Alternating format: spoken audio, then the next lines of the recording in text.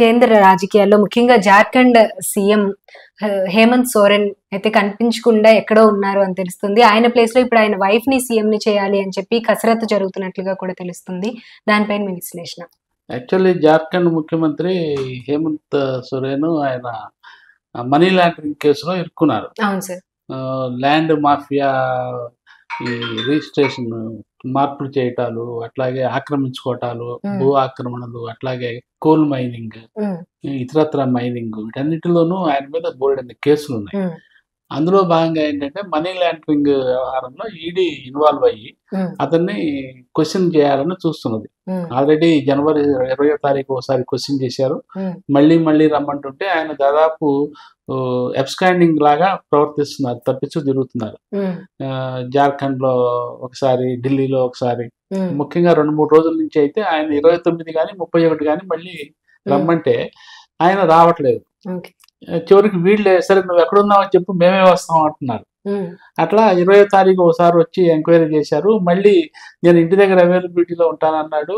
వీళ్ళేమో జార్ఖండ్ పోతే, రాంచీ పోతేనేమో ఆయన దొరకట్లేదు.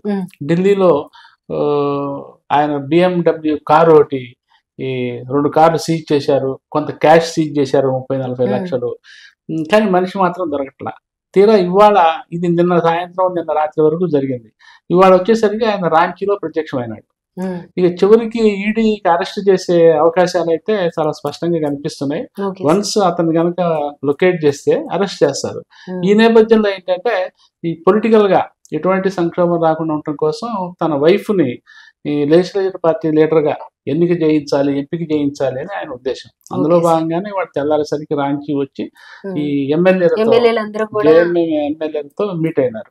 మీట్ అయ్యి బహుశా వాళ్ళ వైఫ్ ని సీఎం ని చేసే ప్రక్రియ సాగుతున్నది. ఇక వన్స్ సీఎం ని చేసిన తర్వాత ఆయన ఈడీ వాళ్ళకి సరెండర్ అయ్యే అవకాశాలు కనిపిస్తున్నాయి.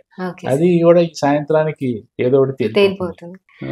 అయితే ఇక ఏపీ దగ్గరకు వచ్చేటప్పటికి ఒకవైపు వైసీపీ చూస్తేనేమో 5వ జాబితా కూడా రిలీజ్ చేయడానికి సిద్ధంగా ఉంది. ఇప్పటికే 4 జాబితాలు కూడా వచ్చేసాయి. కానీ ఇటు జనసేన అలాగే టీడీపీ పొత్తు నుండి మాత్రం ఇంకా ఎటువంటి జాబితా రాలేదు. అందులోనూ రీసెంట్ గా పవన్ కళ్యాణ్ ఢిల్లీ వెళ్ళొచ్చిన విషయం మనకి తెలిసిందే. అక్కడ బీజేపీతో ఏమైనా పొత్తు కుదిరే అవకాశం ఉందా? ఇదంతా కూడా అసలు ఏంటి సార్, ఏం జరగబోతుంది అంటారు? ఇప్పుడు యాక్చువల్లీ ప్రతి ఎన్నికలకు కూడా ఒక్కొక్క పార్టీ ఒక్కొక్క పాలసీని, విధానాన్ని పాటిస్తూ వస్తుంది. ఏది అభ్యర్థులు ఎంపిక, అనౌన్స్మెంట్స్ విషయంలో. ఇక్కడ తెలంగాణలో కేసీఆర్ గారు చూసుకుంటే 6 నెలల ముందే నేను అనౌన్స్ చేస్తానని చెప్పారు. 1 నెల అటు ఇటుగా అనౌన్స్ కూడా చేశారు. ఆయన గత 2 ఎలక్షన్ల నుంచి అట్లాగే చేస్తూ వచ్చారు మోరార్లెస్. మోరోవర్ ఆయనకి వేరే ఇతరత్ర బాదరబందీలు, సెకండ్ థాట్స్ ఏమి లేవు. ఆయన ఒకటే పాలసీ, సిట్టింగ్ ఎమ్మెల్యేలని ఎక్కడో 1 తప్ప సిట్టింగ్ ఎమ్మెల్యేలని మళ్ళీ పోటీకి పెట్టాలన్నది ఆయన పాలసీ. సో అందుకే ఆయనకి ఏమి భేషజాలు, మీనమేషాలు ఏమి అడ్డం రాలేదు, అనౌన్స్ చేశారు. అది ఆయన పార్టీ పాలసీ, కేసీఆర్ గారి పాలసీ.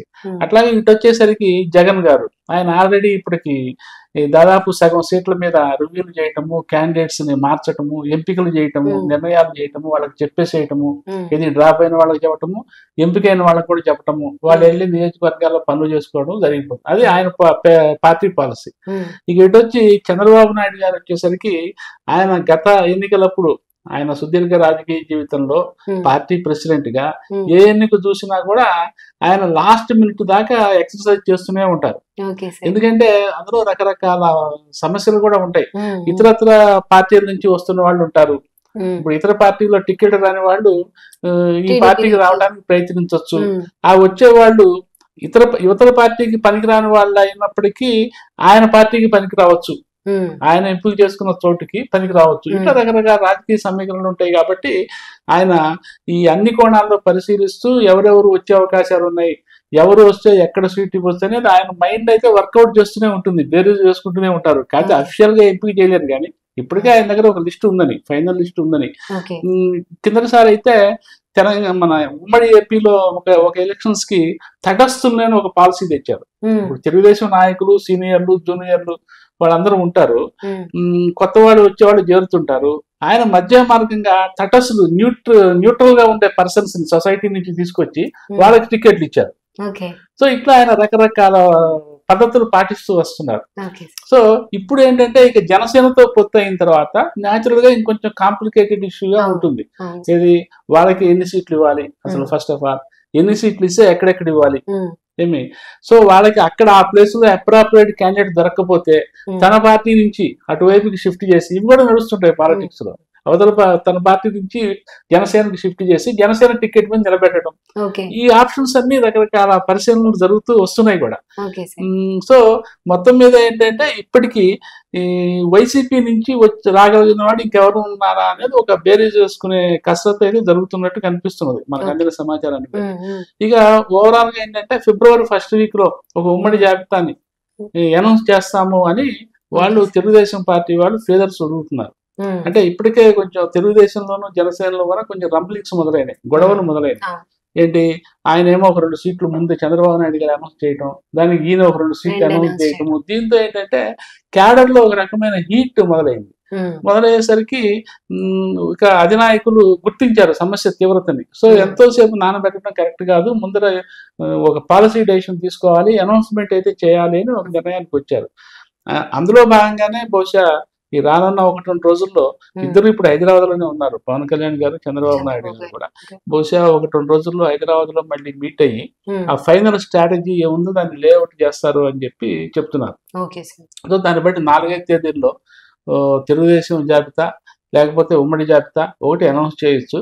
ఈలోపే పవన్ కళ్యాణ్ గారు ఢిల్లీ వెళ్లే ప్రోగ్రామ్ ఒకటి ఉన్నట్టు తెలుస్తున్నది. బహుశా అధిష్టానం అంటే I mean BJP party leadership పిలిస్తే అపాయింట్మెంట్ ఇస్తే ఆయన పెడతారు. వెళ్ళి మళ్ళీ బీజేపీ ఈ కూటమిలోకి, వీళ్ళిద్దరి కూటమిలోకి బీజేపీ రావటం గురించి కూడా ఒక క్లారిటీ తీసుకునే అవకాశం ఉంటుంది. ముందర అధ్యయితే తప్ప వీళ్ళిద్దరు సీట్ షేరింగ్ అనేది తేలదు. ఇట్లా ఈ ట్రయాంగులర్ ఇంటర్లింక్ తో కొంత ఆలస్యం జరుగుతున్నట్టు కూడా మనకి అనిపిస్తున్నది. సో ఇవన్నీ సమస్యలన్నీ తేలాలంటే ముందర వాళ్ళు చెబుతున్న దాన్ని బట్టే పవన్ కళ్యాణ్ గారు ఢిల్లీ వెళ్ళొస్తే ఒక క్లారిటీ వస్తుంది, బీజేపీ ప్లస్సా మైనస్సా అనేది. వన్స్ మైనస్ అయితే వీళ్ళిద్దరూ కలిసి కూర్చొని ఫిబ్రవరి 1st వీక్ లో అనౌన్స్ చేయొచ్చు. కాదు బీజేపీ ప్లస్ అంటే వాళ్ళని కూడా ఇన్వాల్వ్ చేయాలి. ఇన్వాల్వ్ చేసి వాళ్ళకి ఎన్ని సీట్లు ఇస్తారు ఏంటి ఉంటుంది కదా, కొంచెం బార్గెనింగ్ అటు ఇటు ఉంటుంది, ఒక సీట్ అటు ఇటు. అవన్నీ ఫైనలైజ్ చేసుకోవడానికి ఇంకొక 4-5 రోజులు 6 రోజులు టైం పట్టచ్చు. మొత్తం మీద అయితే TDP and Janasena both of them are very much serious and very much anxious to announce the list. అది మాత్రం కరెక్ట్ గా మనకి వాతావరణం కనిపిస్తున్నది. బహుశా ఫిబ్రవరి 1st వీక్ లో మనం చూడొచ్చు అది. Okay sir. అయితే ఇప్పుడు జగన్మోహన్ రెడ్డి గారు కూడా ఢిల్లీ వెళ్తున్నారు, రాజకీయ కోణంలోనే ఆయన ఢిల్లీ వెళ్తున్నారు. అమిత్ షాని కలిసి ఒక రాజ్యసభ సీట్ అయితే వాళ్ళకి ఆఫర్ చేయబోతున్నారు, వాళ్ళతో కలిసి పోటీ చేయాలి అని చెప్పి టాక్ నడుస్తుంది. అది ఎంతవరకు? ఇప్పుడు యాక్చువల్లీ పవన్ కళ్యాణ్ గారు ఢిల్లీ వెళ్ళేది వాళ్ళ కూటమి సంబంధించిన ఇష్యూ. ఎందుకంటే పవన్ కళ్యాణ్ గారు బీజేపీతో ఆల్రెడీ కూటమిలో ఉన్నారు, ఇటువైపు తెలుగుదేశంతో కూటమిలో ఉన్నారు. సో బీజేపీని ఇందులోకి తీసుకొచ్చే క్రమంలో ఆయన ఆ ప్రయత్నం, ఢిల్లీ ప్రయాణం. ఇక ముఖ్యమంత్రి జగన్ గారు ఏంటంటే ఆయన కేంద్రంతో సయోధ్యత ఉన్నారు, కేంద్రం కూడా జగన్ గవర్నమెంట్ తో సయోధ్యతోనే నడుస్తున్నది. సో ఆ సయోధ్యని ఎన్నికల వరకు, ఎన్నికల తర్వాత కూడా కంటిన్యూ చేయాలంటే ఆయన ఒక ఆఫర్ ఇవ్వాలని ఆలోచించడంలో పెద్దగా ఇదేమి ఆశ్చర్యం ఏమి పడక్కర్లేదు. ఎందుకంటే సహజమే, ఒక ఫ్రెండ్లీ పార్టీకి ఇప్పుడు రాజ్యసభ ఇక్కడ 3 సీట్లు వస్తున్నాయి ఖాళీ రేపు ఏప్రిల్ కి. సో ఏప్రిల్లో ఖాళీ అవుతున్నాయి. ఈ ఫిబ్రవరిలో ఎలక్షన్ జరగబోతుంది, ఫిబ్రవరి 27న 3 సీట్లకి. ఆల్రెడీ వాళ్ళు 3 పేర్లు అయితే సెలెక్ట్ చేసి ఉంచారు. కానీ బీజేపీ వైపు నుంచి ఎవరన్నా క్యాండిడేట్ కనుక వాళ్ళు ఆఫర్ చేస్తే అతన్ని ఇక్కడ నుంచి గెలిపించడానికి కూడా జగన్ గారు సుముఖంగా ఉన్నారు. సో ఇది ఒక ఫ్రెండ్లీ గెస్చర్. సో అందులో భాగంగా ఆయన ఢిల్లీ వెళ్ళి ఈ విషయం ఏదో ఖరారు చేసుకొని వచ్చిన తర్వాత మిగతా 2 సీట్లు వైసీపీ క్యాండిడేట్స్ ని ఎంపీ చేస్తారు అని ఒక ఇదైతే నడుస్తున్నది.